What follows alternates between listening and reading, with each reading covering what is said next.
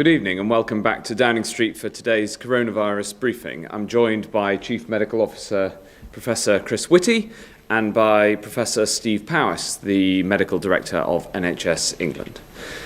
The start of our COVID-19 vaccination programme on Tuesday was the latest in a long line of firsts for the NHS. The NHS was the first healthcare system in the world to roll out the vaccines for other deadly diseases like TB, measles, mumps and rubella, and meningitis C. So I'm proud that we can now add COVID-19 to that list. Before updating you on vaccine deployment, I'd like to go through the latest coronavirus data. The average number of new cases each day is now 16,236, and that has risen over the last week. Today, there are 15,242 COVID patients in hospital across the UK, which is slightly less than last week. And sadly, 516 deaths were reported yesterday.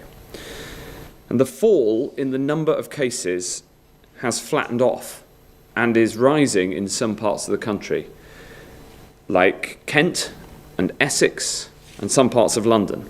And this shows us that this fight is not over, and how we must all play our part and stay on our guard now and through Christmas. We've got help on the horizon, and we can all see that with the vaccine. So don't blow it now. And of course, this shows why the deployment of the vaccine is so important. I just want to take a moment to thank everybody involved in the vaccine rollout so far, which has been done with such professionalism and skill. Today I want to pay special tribute and thank pharmacists who are working with such a tricky vaccine, must be kept cold at minus 70 degrees. And they've done so much work to get ready for this moment at such pace. As of today, we're vaccinating in 73 hospitals across the UK. Tens of thousands of people have had the jab, and I want to set out the next steps. I can confirm that we'll shortly expand our vaccination programme further to 10 more locations in England, and from next week we plan to begin vaccinations in GP-led sites and vaccinate in care homes by Christmas. We'll keep on expanding this rollout to reach more and more people. As more vaccines come on stream, we'll open vaccination centres in larger venues like sports stadia and conference halls next year, and that's when most people can expect to get their jabs. When the time comes, the NHS will get in touch with you, so you don't need to come forward and get into contact with the NHS. On Tuesday in Milton Keynes, it was great to meet some of the patients and the staff involved. And I love what Barbara, who's 82, said when she got her jab there. She said, "I'd much rather get the vaccine than COVID-19 itself." I'm with Barbara. It's free according to need, and it's the very best way to protect you and to protect those around you. And when enough people get vaccinated and we see those hospitalisation numbers coming down, we can then start lifting the restrictions which have made this year so tough. I felt really proud when I saw Mohammed Hassan, and I sat with him as he got his jab. He's a doctor at Milton Keynes Hospital who volunteered to treat COVID patients and himself caught COVID in the first peak. And he said that the jab was painless, but he also talked about the challenges that we face right now whilst we roll out the jab right across the country. Even with this mass vaccination programme underway, for the next few months we will not have sufficient protection through the vaccination programme. And this is always the most difficult time for the NHS anyway, in the winter months.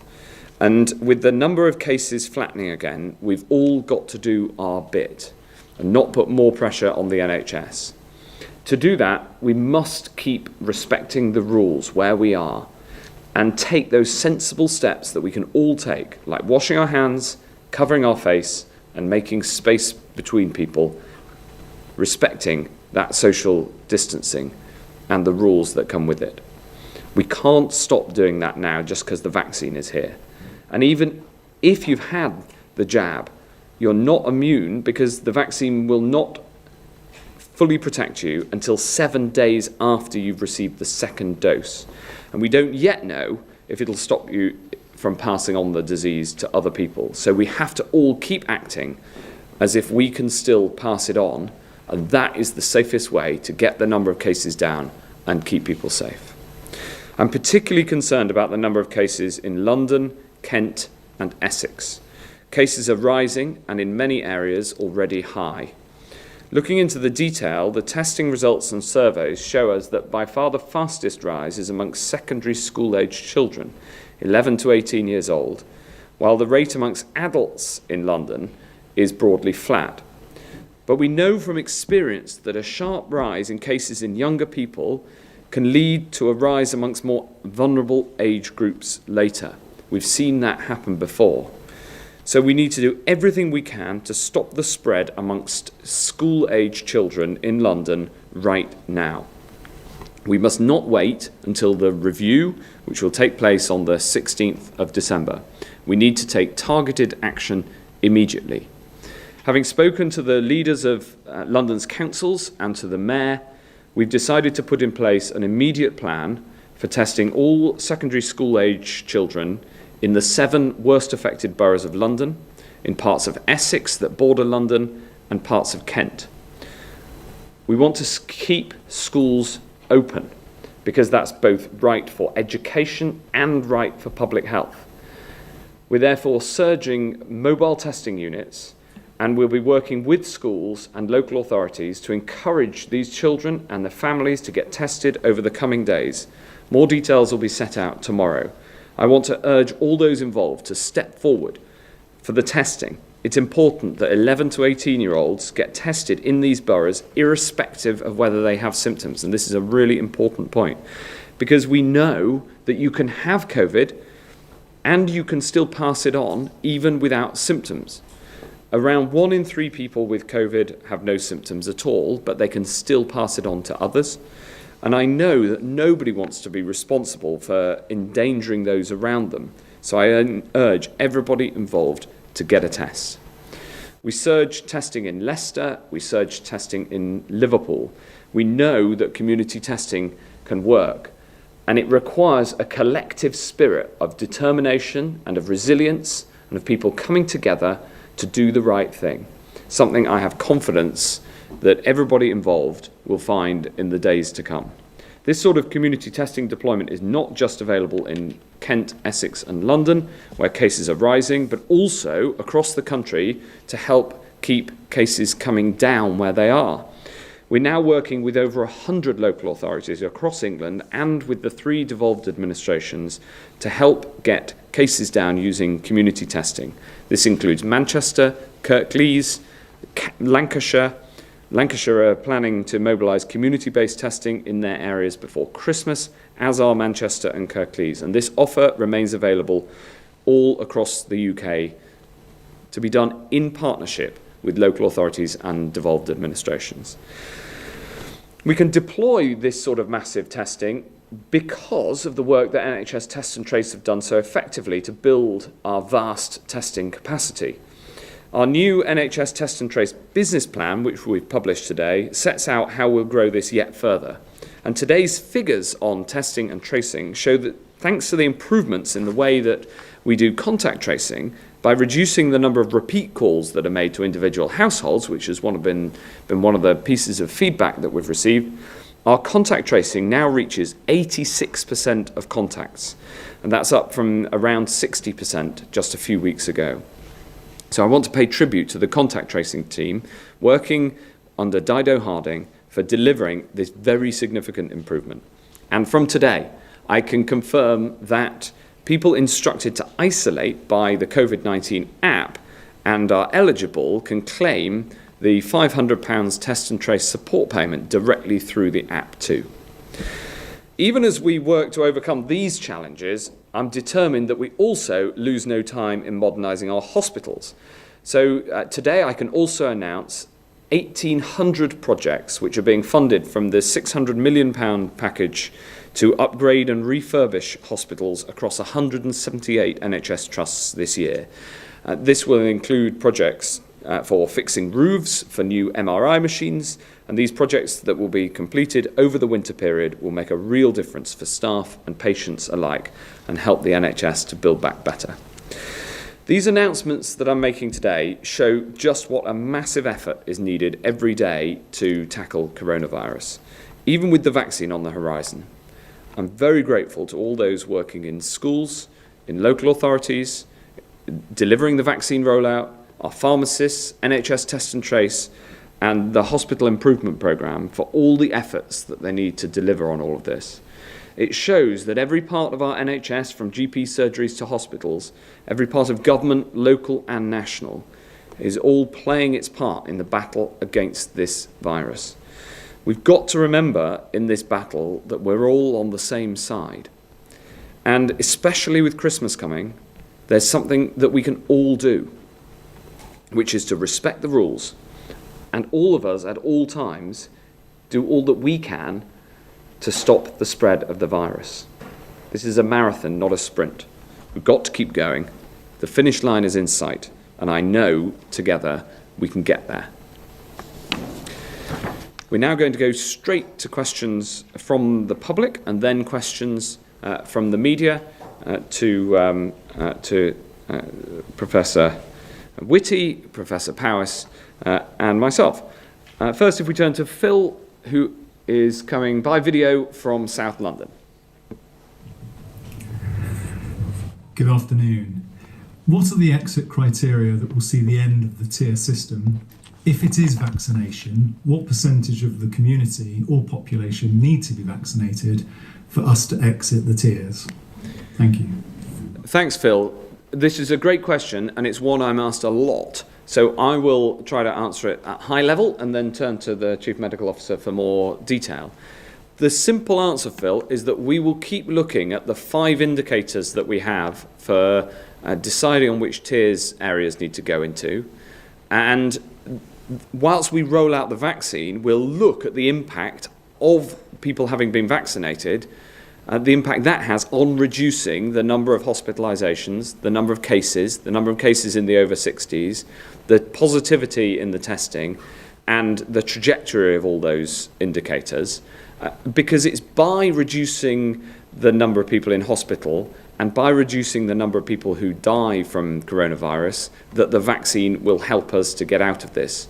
So I can't answer the part of the question, which is what percentage of the community or population need to be vaccinated for us to exit the tiers, because we don't know yet the impact of the vaccine on how much people can transmit the virus. So what we'll do is watch the data that we look at now, and the vaccine will, of course, I hope, very much suppress that data in the months to come as we roll the vaccine out to more and more of the population. Chris?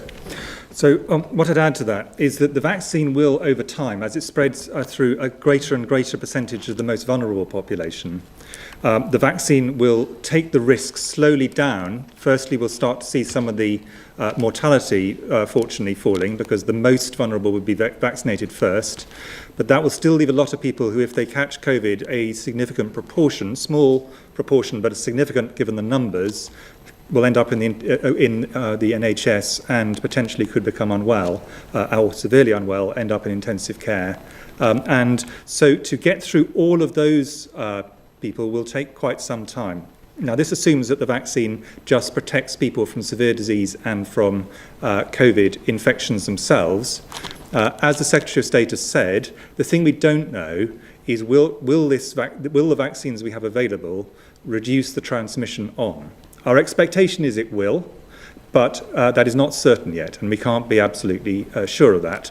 And depending on whether it does and what percentage it does will actually lead to trying to work out what percentage of people need to be vaccinated for us to make significant forward steps. But, and there's the final but in this, we won't have a situation where we're in the tiers as we are at the moment, and then suddenly everything stops. What will happen is the risk will gradually go down and down and down. We'll be able to walk backwards from many of the things we're doing at the moment, possibly at different rates in different parts of the country. And at a certain point, the risk will be at a level which society represented by our political leaders and in Parliament, will say, look, this level of risk is one we are prepared to tolerate. As we do, for example, with flu. So you've got to remember that with flu, there are, in any given year, on average year, about 7,000 people die a year of flu, and in a bad flu year, maybe 20,000. That's the reason we vaccinate, but we accept that there is some risk. At the end of this, there will be some risk, but we'll have brought it down to a level where the mortality rates are much lower, where there isn't the risk of the NHS being overwhelmed, and when people feel, look, this is probably the right moment to actually take them right down to very, very low levels in terms of the restrictions we've got. But it'll be a gradual process, not a sudden process. Thanks very much. Thanks for asking that question, Phil, because I know a lot of people have been looking for the answer to that question, and I think the Chief Medical Officer set it out brilliantly. The next question is from Kate from Dudley. And Kate asked, New Year's Eve is a special time for some people as much as Christmas is. Will we be able to spend it with our close family members? Well, Kate, the answer to the question is yes, if you live with them in your household, but we are not bringing in a special set of rules for New Year as we have for Christmas. I know this has been such a tough year for so many of us, 2020, and so we've brought in the rules around Christmas to make sure that people have that opportunity to be able to see some members of their family who they haven't been able to all year. But we've got to be careful. And let's not blow it, especially with the vaccine on the horizon. And let's make sure that we all take the actions we need to look after other people and to look after especially those who are vulnerable to the disease over Christmas. And we therefore haven't put in place a specific set of rules for New Year or indeed for lots of other holidays that in special occasions throughout this crisis, just for Christmas.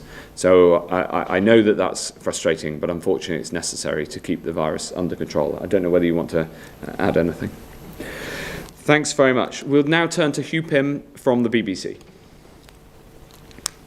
Thank you very much, Secretary of State. A question for you and Professor Chris Whitty first. How concerned are you about this increase in cases in the southeast, which relate back to infections a week or so ago when lockdown was still in place or just ending? And how likely is it that you'll move London and Essex into the top tier, top three, when you carry out your review next week? Thanks, Hugh. Well, in answer to the second part of the question, we'll look at the data, the most up-to-date data we have on the 16th, so next Wednesday. Of course, we're looking at it all the time, but that's the moment we'll take a formal review and a formal decision. And so I don't think it's right to preempt that decision. We publish all of the data that we're going to be looking at, and we've explained the 5 indicators.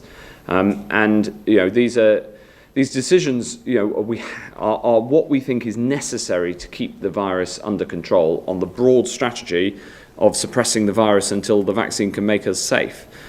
So having set out the strategy and setting out the data that we look at, you'll understand it's 6 days to go until that formal decision's been taken, and I don't want to preempt that by saying more about the specific decision on the 16th. However, having said that, of course, we do look at the data daily, and as I said in my opening comments, we have seen those worrying rises in not just in London, in other parts of the southeast and east of England as well. Professor Whitty. Of course we're concerned, and of course I think anybody who's living in those areas is going to be concerned. Throughout this, there's this very difficult balance where if we don't do a sufficient number of things, the rates start to go up, and this is the period of the year when, for all respiratory viruses, rates go up. And you can see this across Europe. This is not something which is unique to England or the UK. This is across the whole of the continent.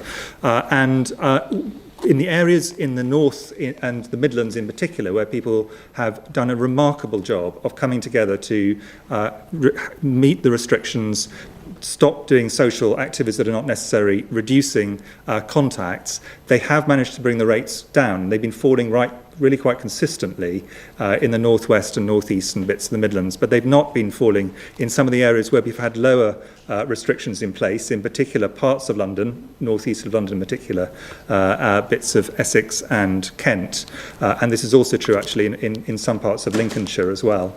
And therefore we need to look very seriously at these areas and ask the question, are there enough measures going in, or do we have to have more? And that's something which ministers will have to look at next week. But I think if these rates are going up towards the tail end of lockdown, that is quite a concerning situation. So I think we need to actually keep quite a close eye on that, because we all know the Christmas period, if people go too far in the Christmas period, it's going to be a period of risk everywhere. So if you add the rates going up, difficult time of year, Christmas period, and then going into the toughest time of the year for the NHS, January and February are always the toughest time for the NHS, that does paint quite a concerning picture. I'll ask, if I may, Professor Powis to comment on the NHS side as well, because in the same way that we've seen this absolutely fantastic reduction in the daily case rate in parts of the north of England and some parts of the Midlands, and indeed in the southwest around Bristol, where people, I just urge everybody to stick at it, because they've been doing a great job, and I know there have been sacrifices in those areas, but the pressures on the NHS are coming down, and everybody should, feel that they have been playing their part in bringing their case rates down. We're now seeing them go up in other parts of the country, and obviously having to address that, including the pressures that brings to the NHS. Yes, Hugh. So as you know, hospitalisations follow infection rates very closely. And so in those areas of the country, as the Secretary of State has said, where we have seen infection rates fall over the last month or so the northeast, the northwest, Liverpool in particular, we've seen hospitalisations fall, the number of people in hospital fall, and pressure on hospitals fall.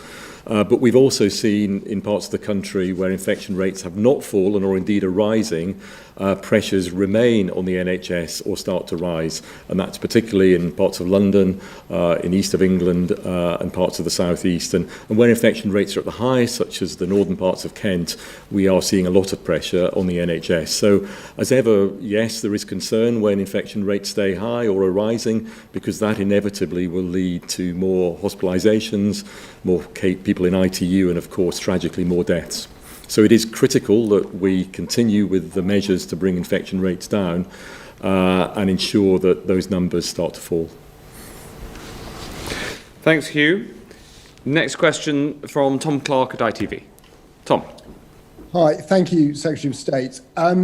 Given what we've just heard from Professor Whitty, is it not inevitable that we're going to see a dangerous third wave in cases now? And if that is going to be the case, shouldn't we act sooner rather than wait till next week to make a decision on further restrictions? And if I could also ask a question about the testing program that you've just announced. I don't believe you specified the type of test going to be used. If it is lateral flow tests, there have obviously been questions raised about how effective they have been at reducing overall cases where they've been deployed. So are you confident that a school testing program is going to make the difference you need it to make? Well, in a way, I'll try to answer both questions and then ask Professor Whitty to respond as well. We're doing everything we can to try to keep the case rates down, and that does include sending in community testing. And in particular, because we're seeing this very specific rise amongst a particular age group, 11 to 18-year-olds, and particularly in northeast London, we're therefore sending in the mobile testing units and the targeted testing, and I look forward to working with the schools, and we're already working with the local authorities in that part of London to try to find and then isolate those who are tested positive. And that can help us and can play a part in keeping case rates down, but only as part of an overall package where it's individuals' behaviour that can make the biggest difference to keeping case rates down. So these decisions are not inevitable. The decisions on tiering and the measures that need to be taken depend on how people respond and how people behave. And we've seen in parts of the country where people have really responded to the need to tackle very high case rates. Professor Powis just mentioned Liverpool. It's also true that in other parts of the north of England, the case rates are really coming down sharply. Manchester, for instance, we're rolling out community testing there as well. And on the specific types of testing you asked about, in the first instance, we'll be using PCR tests in London because the mobile units are ready to roll, and we'll also be rolling out lateral flow tests. They're both effective. They have slightly different characteristics, can be used in different ways. The lateral flows, of course, don't need to be sent off to a lab, so they have that advantage. The PCR tests do, but they tend to pick up more of the disease even before people are symptomatic. So we'll be using a combination, but in the first instance, what we'll be doing this week and next week in northeast London is largely with the lab-based PCR tests. CMO. I just really reiterate the point that a third wave is not inevitable, but it is the way that we prevent it is by everybody, all of us, coming together and actually deciding we want to try and stick to the guidance that's there, and accept that Christmas is a period when we can do things. That's the reason why the rules have been relaxed. That doesn't mean we should do things. People should really be very, very sensible over that period and over this whole period at risk, because this is a very risky period for us, but it is definitely not inevitable that things will get substantially worse. That's something we need to all work together on. On testing, I think that as you imply, the key question is not just testing, it's how they're then used and how people respond to them. A testing program is a useful addition to other things. On its own, it is not capable of turning the tide if things are going very badly, but as an additional thing to all the other measures, all the social distancing measures, all the NPI measures, all the things people have to do in terms of keeping their distance, wearing a mask indoors. If you add it to those things, it adds an additional bit of heft, and that's what we've seen in many places around the world. But it does mean the right people have to come forward for testing, because it's only useful when it picks up people who are positive. And then those people have to take the guidance seriously, self-isolate, make sure that if they have contacts, they also know about it and they self-isolate. And if you do that, it pulls out of the system people who currently are infectious and means that they don't go on unknowingly to pass this on, because the thing where it really helps, this kind of testing, is there are some people who have no symptoms at the moment. They don't realise they've got COVID, it's not their fault, but they have got COVID, and for a period either before they get symptoms or even if they don't get symptoms, they can pass it on. And what the testing can do is it can say, look, you feel fine, that's good, but actually you've got this virus, and please isolate, because if you isolate for a period of time, that protects everyone around you, and then everyone they go on to meet. It helps break a chain of transmission. So testing is very useful, but only if people then act on the results. Thanks very much. Next question from Victoria MacDonald at Channel 4. Thank you, Secretary of State. Today we have seen the publication of the interim findings of the Ockenden review into the maternity care at Shrewsbury and Telford NHS Trust. It makes for a very painful read, but equally importantly, it calls for immediate action in maternity units across England. Will you personally will you personally agree that these need to be acted on immediately? Yes, the Ockenden report is shocking reading, and we've already taken the actions that were proposed in an earlier part of the report, and we'll of course study the proposals that have been made in the report very, very closely. I'll ask Steve Powis to set out more details, and I know how closely the NHS has been monitoring this to make sure that we take the actions that are needed to make sure that maternity services are safe. Thank you, Victoria. Yes, and I too welcome Donna Ockenden's report that was published today. I know just how painful and harrowing it has been for all the families who have suffered from the shortcomings in maternity care at that trust, and clearly offer my sympathy to all of them. I met some of the families last year, and that meeting really moved me and really affected me, and I understand just what they have gone through. When although it's of course impossible for anybody who's not been affected to know exactly what they've gone through, I should say that. But I think, as Donna said in the report, there are two things predominantly that they want out of this. Firstly is to understand what went wrong, and then secondly to ensure that the learning from what went wrong can be acted upon. And I do hope that Donna's first report today goes some way towards answering those two questions, although clearly she has more work to do and will publish a final report next week. And yes, I do think it is very important that the recommendations for the Trust are acted upon immediately, and I know the Trust has been working hard to improve maternity services, but they have further work to do. There are also 7 recommendations for the wider system when it comes to maternity care, and at NHS England, NHS Improvement, we have been working on those already. We haven't waited for the report, but clearly there is more work to be done as well. So I think this is an important step, but clearly we now need to act on those recommendations. Thank you very much. The next question is from Rajiv Sayal at The Guardian. Rajiv. Hello, Secretary of State. It's a question for you. Your former neighbour, Alex Bourne, is supplying millions of test tubes for NHS COVID-19 test kits after sending you a personal WhatsApp message offering his services. Did you discuss Mr. Bourne's offer of help with anyone in your office or your department? And if so, would you be prepared to release any of your communications with Mr. Bourne? Thank you.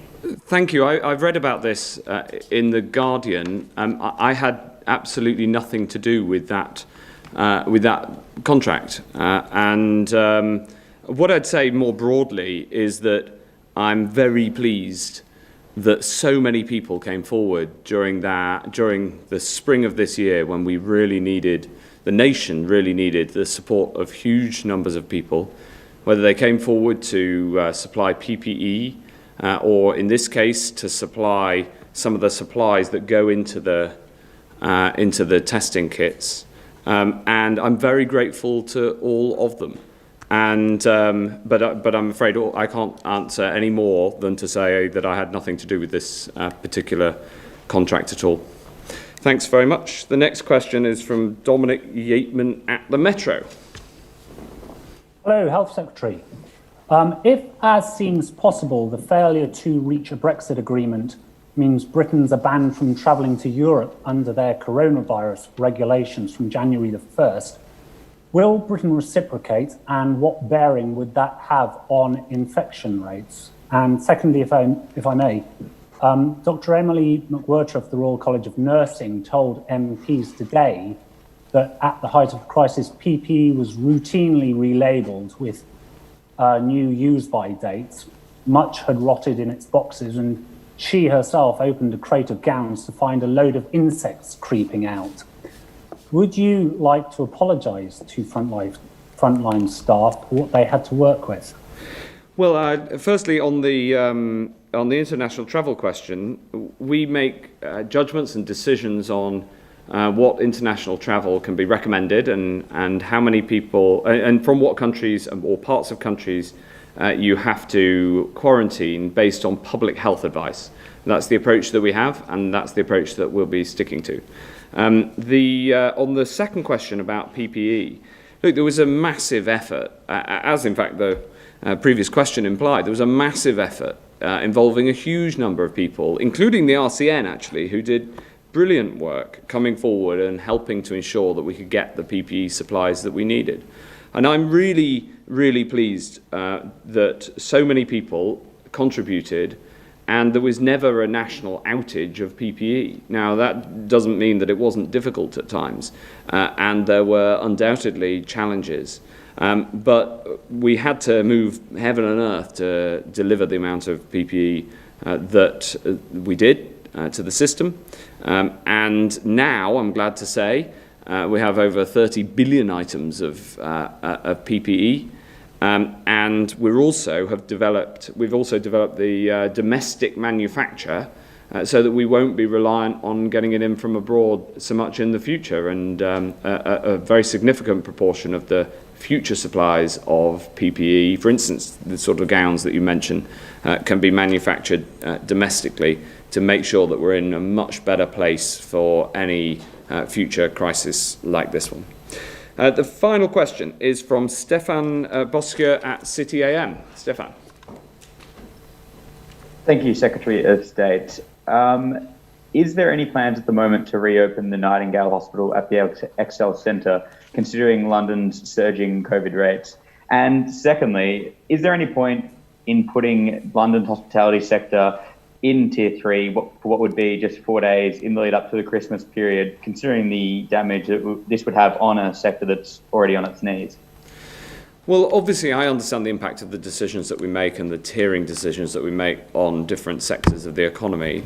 But we have to make them in order to keep the virus under control. And we've all seen the consequences of what happens if the virus gets out of control in other countries. Thankfully, here, we've protected the NHS all the way through. So the NHS has always been there for you if you've needed it. And that's been absolutely at the heart of our goals. I'll ask Professor Powis to explain what's happening in London to make sure that the NHS in London can deal with the pressures that it's under. But that's the approach that we take. And look, I get it from the point of view of the hospitality sector. Of course I do. The Christmas rules specifically don't actually affect the approach to the hospitality sector. They're about who you can meet up with in your own home. And so it's about the rules about who you can meet with rather than the rules about whether hospitality is open or not, which continues to follow the approach in your local tier over Christmas. That's unchanged by the Christmas rules. But on the NHS in London specifically. Yes, so as you know, the Nightingale hospitals have been our insurance policy throughout this pandemic to ensure that if NHS capacity is stretched, that we have additional capacity on stream to be able to use. And again, in the first wave in the spring, we used the Nightingale in the Excel Centre in the London. Those Nightingale hospitals have been kept over the course of the summer and into the autumn. And indeed, as I announced here a number of weeks ago, we stood up the ones in the north of the country as we saw infection rates rise in that part of the country in particular, and of course the pressure on the NHS following. And indeed we've been using the Nightingale Hospital in Manchester. In London, we are seeing a worrying rise in infections. I said we are seeing pressure in the NHS, particularly in the east of the city, but we're not at the levels that we saw in April, and therefore we can manage within existing hospitals in London. And of course, our first step in managing capacity is mutual aid between hospitals. We have the ability to move patients between hospitals, from hospitals that are pressured to those that have less pressure, and also we can move staff and equipment too. But the Nightingale is important. We are keeping it under review, and of course we're also keeping under review different uses for the Nightingale in London. So it's really important that we don't see further rises of infection rates in London, and we don't see pressure rising on the NHS, but the Nightingales will be there as that insurance policy if we need them. Thanks very much, everybody. That concludes today's coronavirus briefing here from Downing Street. Thank you.